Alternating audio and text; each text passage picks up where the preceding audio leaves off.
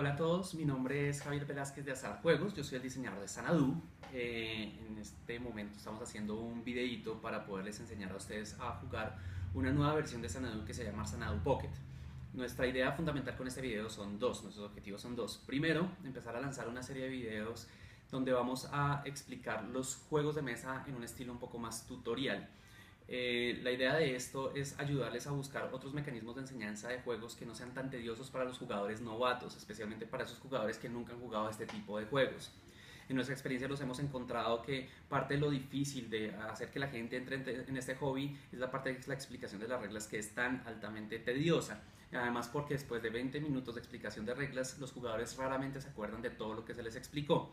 Entonces vamos a tratar de mostrar una metodología donde vamos a explicar el juego paso por paso, incluyendo unas pocas reglas a la vez y tratando de hacer que los jugadores primero sean maestros en unas pocas reglas y poco a poco se les agreguen las otras adicionales. Eso no se puede hacer de manera aleatoria. Lo que llevamos haciendo nosotros es descubriendo cuáles son las reglas que funcionan mejor en la etapa temprana del juego, cuáles funcionan más hacia la mitad, cuáles funcionan más adelante y saber en qué momento es el mejor momento para tratar de explicar cada una de las reglas del juego. Por otro lado, nuestro segundo objetivo es tratar de hacer que los que tienen ya este juego vuelvan y lo destapen. No lo vamos a hacer como lo hacen la mayoría de empresas, que es sacando expansiones del juego que los obligan a ustedes a sacar más plata. Nosotros queremos probar algo distinto. Lo que queremos probar es una reimaginación del juego donde cogimos las mismas cartas, los mismos componentes y tratamos de sacarles nuevas reglas. Las reglas están basadas en el core, en el núcleo básico del juego, no, lo básico de cómo se construye, los trabajadores y los recursos para los que lo hayan jugado viene siendo igual. Sin embargo, las mecánicas las transformamos para hacer un juego un poco más competitivo y estratégico, con un poco menos de efecto del azar dentro del juego. Este juego va a estar disponible para 1 o 3 jugadores y queremos hacer con esto una versión Pocket. Xanadu Pocket va a ser una versión que nosotros incluso pensamos sacar al mercado en unas pocas copias, que va a ser básicamente la mitad de un Xanadu. Esta versión se puede jugar con la mitad de las cartas de un Xanadu normal. Entonces, nuestra idea, ¿cuál es? Es si no tienen el juego, pueden mirar Xanadu Pocket prontamente para que prueben esta nueva versión si les gusta. Y si ya tienen el juego, puedan destapar de nuevo sus cartas de Xanadu, volverlas a sacar, desempolvarlas, porque este juego desde el 2012 no le habíamos hecho mucho, y probar esta nueva versión a ver cómo les va. Entonces, sin más introducción, Xanadu Pocket. Para jugar Xanadu Pocket no se necesita el mazo completo de cartas de Xanadu. Lo único que se necesita son 19 cartas azules, 10 cartas cafés, 10 cartas amarillas y 6 cartas verdes. Esto representa más o menos mitad de un mazo de Xanadu normal. Con eso es suficiente para jugar esta versión de juego que permite entre 2 y 3 jugadores. Para iniciar el juego, lo primero que hacemos es coger las cartas verdes y ponerlas boca abajo enfrente del tablero, en el centro del tablero. Y lo mismo hacemos con las cartas amarillas. Las ubicamos al lado izquierdo de las cartas verdes. Luego cogemos el resto de las cartas, las azules y las cafés, las barajamos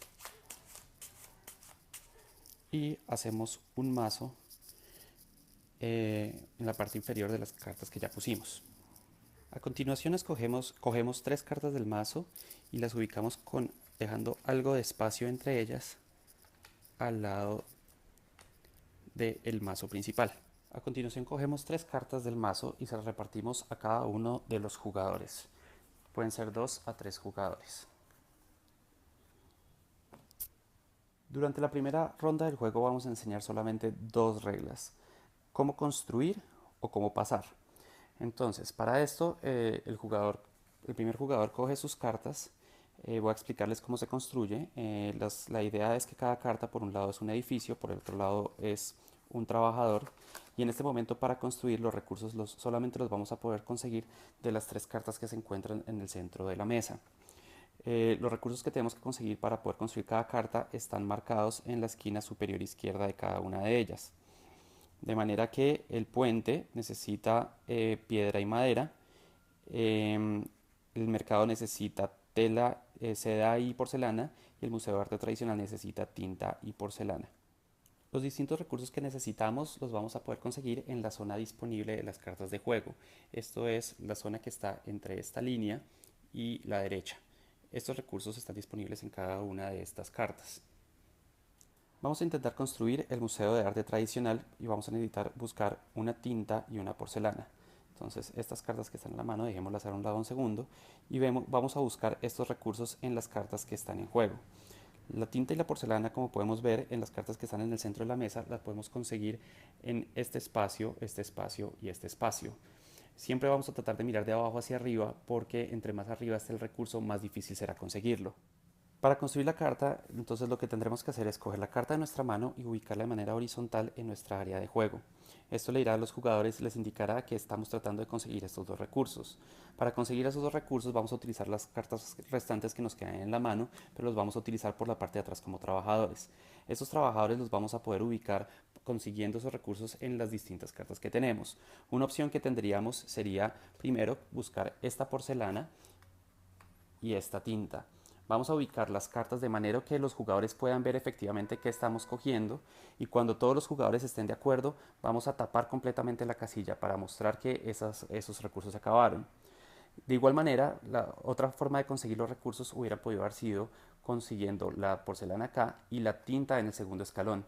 Tenemos que poner un trabajador por cada escalón que queramos ascender para coger los recursos. Entonces, nuestro jugador, como resumen de fase de construcción, escoge la carta del museo tradicional, la ubica en su área de juego, utiliza sus otros dos trabajadores, en este caso los vamos a ubicar de esta manera, y después de eso corre los dos trabajadores cuando todos los jugadores están de acuerdo y pone la carta que construyó de forma vertical en su área de juego. El segundo jugador le salieron estas tres cartas azules, dos requieren agua y agua no tenemos ningún requerimiento de agua, ninguna posibilidad de construir agua utilizando los recursos que están a la derecha de la línea. En esta primera ronda no estamos utilizando todavía los recursos que están a la izquierda de la línea, así que este jugador no podrá utilizar esas aguas para poder construir estas dos cartas. Entonces tendrá que revisar si puede construir la estatua de Changó. La estatua de Changó necesita una piedra y una seda para construirse. La piedra se puede conseguir en esta casilla porque como ya tenemos dos trabajadores tapando esa casilla, esta piedra queda fácilmente disponible con un solo trabajador. Sin embargo, la seda la tenemos aquí a 3 casillas y aquí también a 3 casillas. Como el jugador solamente tiene 2 trabajadores en su mano, no tiene suficientes trabajadores para poder construir esa carta. Eso quiere decir que su mejor opción en este momento realmente es pasar. Cuando un jugador pasa, sencillamente toma una carta adicional del mazo. Aunque el límite general de cartas es 3, cada vez que un jugador pasa puede superar ese límite hasta tener una cantidad de cartas indefinida. La mejor opción para el tercer jugador es construir la cofradía de los artistas, ya que necesita una tinta y una madera. Tinta y madera que se pueden conseguir en esta carta. Entonces, igual que como hicimos con el primer jugador, el jugador tendrá que poner esta carta de manera horizontal en su área de juego. Luego de eso, utilizará las dos cartas restantes para reclamar la tinta y reclamar la madera. Esta tinta adicional se pierde. Y una vez los jugadores estén de acuerdo con la compra, se taparán las cartas y volteará la carta de manera vertical. Para la segunda ronda de juego de este tutorial de aprendizaje se enseñarán dos reglas adicionales. La primera regla va a ser cómo vender una carta, la segunda regla va a ser cómo construir cartas utilizando los recursos de las cartas de mis oponentes. Al iniciar su turno y solo al iniciar su turno, un jugador puede decidir si quiere vender cartas. El jugador podrá escoger entre vender todas las cartas que estén en su área de juego o vender una de las 3 cartas que se encuentran en el centro de la mesa. El valor de venta de una carta es el valor que esté más abajo destapado en la tabla de puntos de cada una de las cartas. De esta manera, la tienda de artesanos solamente se puede vender por un valor de 0, el monumento de Kublai Khan se puede vender por un valor de 4 y el taller de artistas se puede vender por un valor de 1. El jugador podría decidir vender su museo de arte tradicional, pero máximo podría venderlo por un valor de 0. Por eso, el jugador puede decidir vender el monumento de Kublai Khan. Cuando un jugador decide vender una carta, lo primero que debe hacer es descartar la carta que está vendiendo junto con todos los trabajadores que tiene encima, la pasa a la pila de descarte. Después de eso toma la cantidad de monedas que se ganó, en este caso se ganó 4 Tong Baos, esta moneda es de 3, esta moneda vale 1, y la pone dentro de su área de juego. Ese puntaje es público y cualquier jugador puede revisarlo en cualquier momento. En tercer lugar, cogerá una nueva carta. Si la carta se vendió del centro, cogerá una nueva carta para reemplazarla. Y como último proceso, deberá coger hasta 3 cartas del mazo. Cogerá tantas cartas como necesite para recuperar su mano y tenerla completa con 3 cartas. Si el jugador tuviera una carta en la mano antes de vender, solamente recibiría 2 para completar 3. Al final de este proceso de venta, el jugador debe terminar con 3 cartas en la mano, siempre con 3 cartas en la mano, y pasará su turno al siguiente jugador. La segunda regla que se les explicará a los jugadores será la de poder utilizar las cartas de los otros jugadores también para conseguir recursos para hacer sus propias construcciones. En este caso se les dice a los jugadores sencillamente que para poder construir estas cartas no solamente están limitados por los recursos de las cartas centrales, que son parte del área común y que pertenecen a todos los jugadores, sino que también podrán utilizar las cartas de sus oponentes. Entonces, nuestro segundo jugador quiere construir el Festival de Xuangyang. El Festival de Xuangyang necesita una seda y una arcilla para poderse construir. Esa seda y esa arcilla se pueden construir en las distintas cartas de juego. La seda se puede conseguir tanto en esta carta como en esta carta, y la arcilla se va a poder conseguir tanto en la carta central como en la carta de este jugador. El jugador puede tomar la decisión de utilizar esta carta y ubicarla de esta manera para conseguir esta seda de manera más económica, y utilizar otra de sus cartas como trabajadores para conseguir la arcilla en la carta del otro jugador.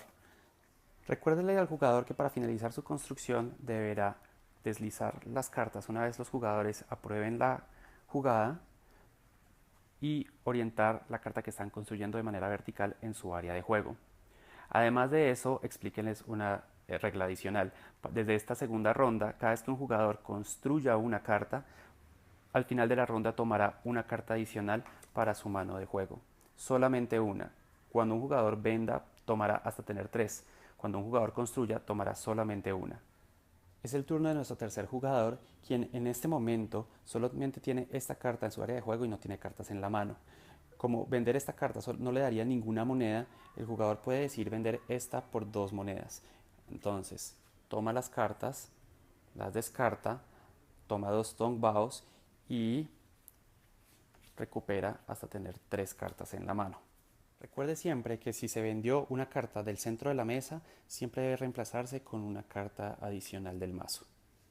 Para este momento del juego, los jugadores ya deben saber cómo construir utilizando los recursos disponibles de las cartas que están en juego y cómo vender sus cartas para conseguir monedas, que es la base mecánica del juego. Ahora podemos explicar en esta tercera ronda de juego un par de reglas adicionales. Principalmente vamos a explicar cómo funcionan los recursos pasivos y cómo funcionan los favores del Kan. Nuestro primer jugador entonces de esta ronda quiere construir esta casa del mercader que requiere una seda y una madera. Esa seda y esa madera las puede conseguir, ya sabemos, dentro de los recursos que están en los otros jugadores o en las cartas que están en el centro de la mesa. Sin embargo, esta seda que necesita el jugador, este jugador ya la tiene, porque tiene un recurso del Kan. Los recursos del Kan son recursos que se encuentran al lado izquierdo de esta línea, y por eso es muy importante que los jugadores nunca ubiquen sus trabajadores de esta manera. Un recurso de estos está activo para un jugador, para el dueño de la carta, siempre y cuando este recurso tenga un trabajador al lado. Como este trabajador está tapando la casilla que queda justo al lado, este recurso está disponible una vez, uno solamente por ronda, para este jugador. De esta manera, si nuestro jugador quiere construir la casa del mercader, la ubica horizontal en el tablero, como viene haciendo hasta entonces, declara que la seda que va a utilizar es la de su recurso de su favor de Kan, y la madera la consigue en las otras cartas de juego.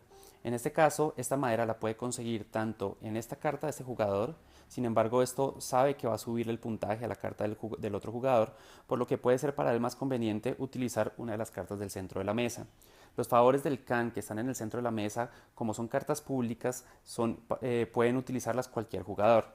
Entonces, nuestro jugador escoge la carta del Festival del Té, la voltea para utilizarla como trabajador y decide utilizar la primera casilla de la orfebrería, pero en este caso declara que va a utilizar la madera del favor del Kan.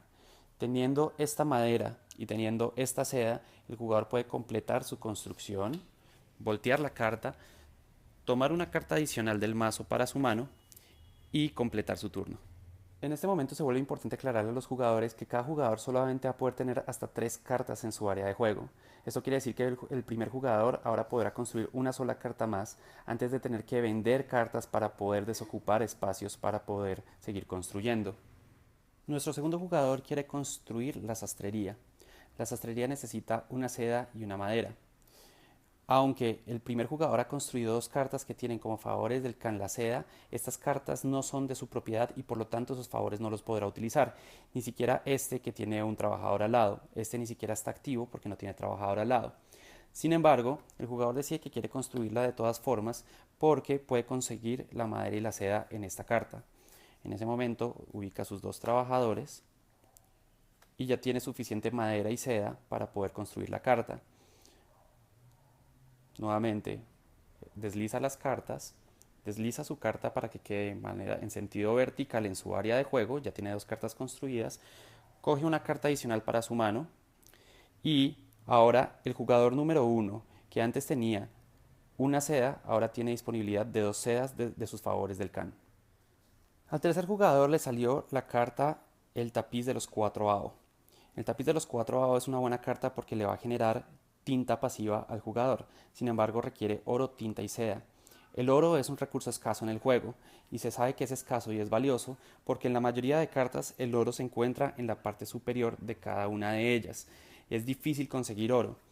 Además, el jugador solamente tiene 3 cartas, lo que hace que construir esa carta sea muy difícil. Sin embargo, la regla de los recursos pasivos de la esquina empiezan aquí a tomar un papel importante y le pueden permitir al jugador construir esta carta. Al igual que los favores del Can, los recursos que aparecen en esta esquina son recursos pasivos. Sin embargo, esos recursos pasivos solamente necesitan para activarse que la carta esté en juego. Las cartas del centro de la mesa nuevamente son cartas que le pertenecen a todos los jugadores, por lo tanto el jugador no va a necesitar buscar el oro porque la orfebrería ya se lo está proveyendo. En ese caso, este jugador solamente necesita conseguir una tinta y una seda. Entonces, el jugador puede declarar que va a tratar de construir el tapiz de los 4 AO y declara que utiliza el recurso pasivo del oro para poder construirla. Por otro lado, la tinta ya la tiene también en su propia carta. Esta carta le da a él y solamente a él una tinta como recurso pasivo. Por esta razón, el jugador ya tiene 2 de los recursos y solamente debe buscar la seda. Esa seda la puede conseguir en las cartas de los otros jugadores. En este caso, esta sastrería ofrece seda económica. Este recurso pasivo, aunque es una seda, no lo puede utilizar el jugador porque hace parte de las cartas de los otros jugadores.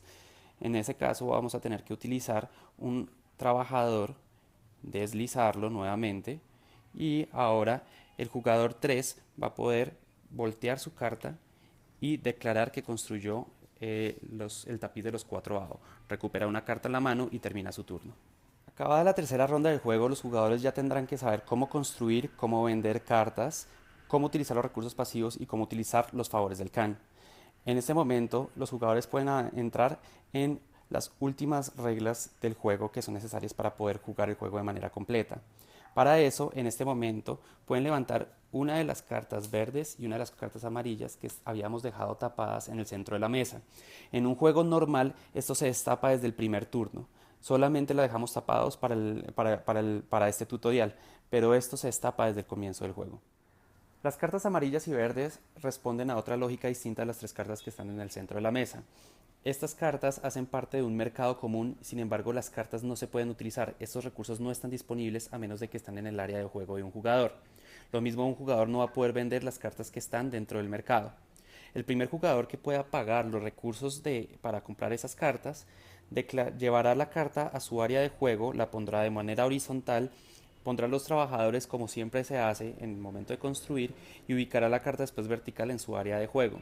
En ese momento, estos recursos que están disponibles también estarán disponibles para que los puedan utilizar cualquier jugador, pero el jugador además podrá tratar de vender esta carta por estos valores superiores. En esta tercera ronda de juego, entonces el primer jugador decide vender sus 2 cartas a cambio de 4 monedas. Nuevamente coge todos los trabajadores y las 2 cartas y las descarta. Como el jugador vendió cartas, al final del turno tendrá que tomar hasta tener 3. Como no tenía ninguna carta, toma otra vez hasta tener 3 cartas y el espacio del mazo queda vacío. Cuando esto sucede, los jugadores deben coger el mazo y la pila de descarte, barajarla para construir un nuevo mazo. Esto se hace 3 veces en el juego. A la tercera vez que sucede esto, cuando se acaba el mazo, el juego termina inmediatamente.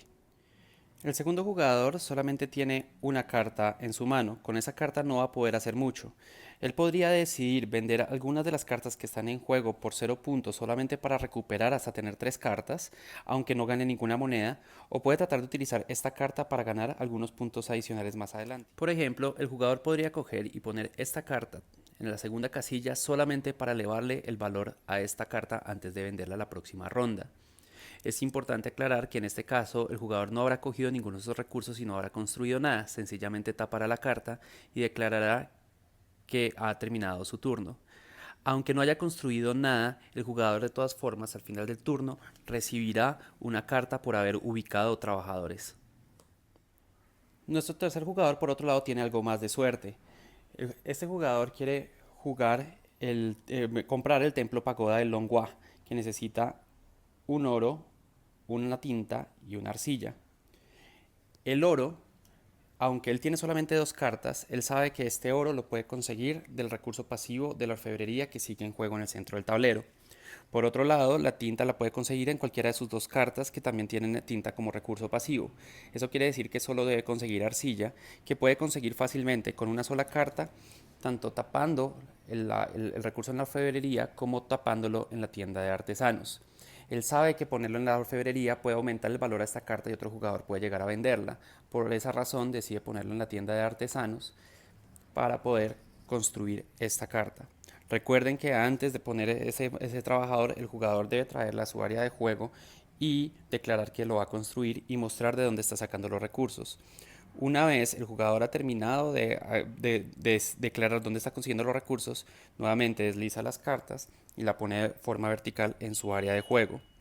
Este jugador ahora tiene 3 cartas en su área de juego y no va a poder construir más hasta que las venda. La próxima ronda, el jugador podrá tratar de vender algunas de sus cartas, aunque no den muchos puntos, para tratar de conseguir más cartas en la mano. Sin embargo, esta carta, solamente poniéndola ya da 6 puntos, lo que debe significar que para los demás jugadores deben ponerse alertas, porque si esta carta llega así a la siguiente ronda, podrá conseguir 6 puntos inmediatamente.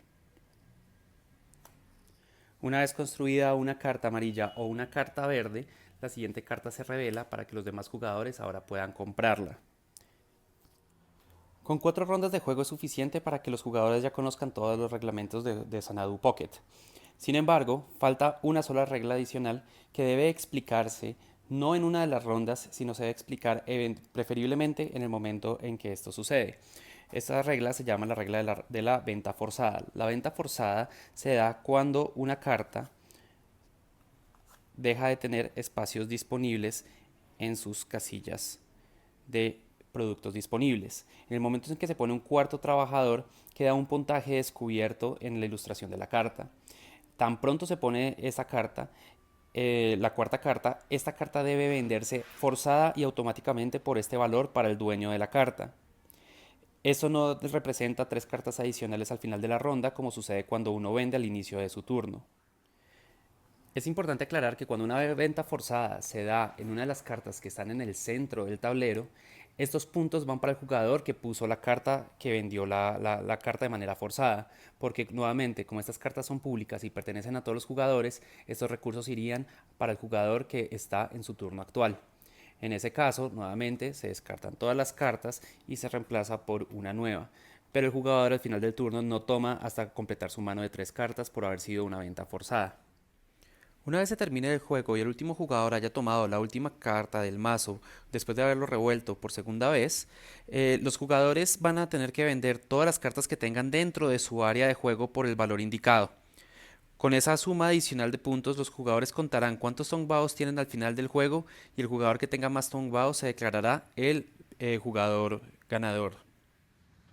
Bueno, muchas gracias por ver nuestro video. Espero que les haya quedado más o menos clara cuál es la metodología que queremos buscar. Recuerden que la regla fundamental para enseñar los juegos de esta manera son, primero, así ya ustedes conozcan todas las reglas del juego, deben ir siempre jugando con las mismas reglas que ustedes les han ido enseñando a sus jugadores. Siempre debe mantenerse ese nivel de justicia. Entonces, si ustedes ya conocen todo el juego y solamente han explicado esas dos reglas, ustedes también tienen que jugar bajo esas dos reglas. Estos videos que vamos a hacer de aquí en adelante van a estar un poco enfocados en mostrar efectivamente cómo varios juegos se pueden enseñar de esta manera. Nosotros ya hemos hecho este experimento con algunos juegos como Camel Up, como Concordia, como Guatavita, y efectivamente nos hemos dado cuenta que los jugadores agradecen mucho más ese tipo de enseñanza, porque en vez de 20 minutos de explicación de reglas, son realmente 20 minutos de juego donde al tiempo están aprendiendo las reglas. Entonces, esto puede generar escozor entre los jugadores que ya llevan mucho tiempo jugando y que prefieren conocer todo el juego desde el comienzo porque así sienten que tienen el control sobre la estrategia desde el primer momento. Y los jugadores que llevan mucho tiempo jugando no necesitan esto. Pero si ustedes van a jugar con jugadores que nunca han jugado esto, que si ustedes están promoviendo el hobby, esto puede ser un buen mecanismo para poder enseñar los juegos eliminando ese momento tedioso a la explicación.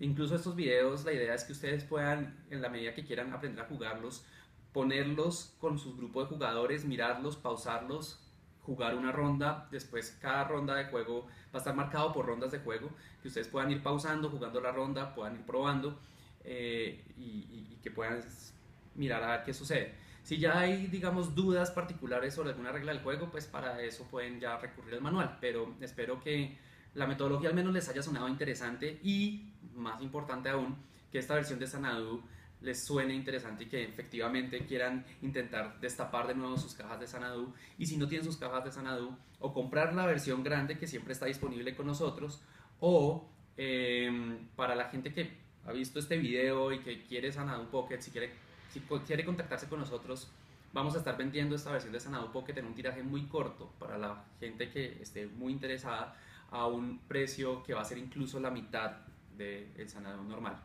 Entonces espero que esto les haya interesado. Cualquier comentario, feedback, si les gustó, si piensan que el sistema de reglas puede explicarse de una manera distinta, todo lo que quieran comentar abajo en los comentarios, en el doobly-doo. Y espero estar haciendo estos videos con algo de frecuencia. Espero que les guste el formato, me cuentan cualquier cosa. Entonces, hasta luego.